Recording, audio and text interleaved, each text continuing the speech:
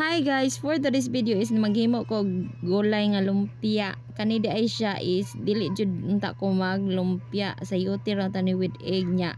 Kay na may sobra silang maki nga kuan. Oh, thank you so Akong much. pangayo lima ra ni kabuk mo sa dagko pud na akong pagkabutang kay gamay raman kayo akong wrapper. So mao to ha. Okay, bye.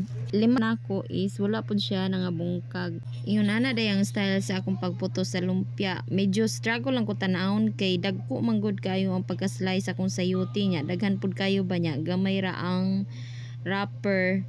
So mo nang medyo kiwaw kayo pero og lumpia pa ni nga katong karni ang unod. Okay ra ko ato kay sayo naman to poston kani kay kuan dagko man gud pagka slice nya dagko pud ang akong gi kuan kay nagtipid lagi og wrapper so mo nang dagko siya pero okay raman ang result kay wala raman sad siya nga bungkag nya dili sad siya kanang lugak hugot raman nya kani nga time kay naprito na ko ani awa ningon ko wala jud siya nga bungkag no na gisi-gisi tuod ang mga wrapper pero at least wala siya na bungkag.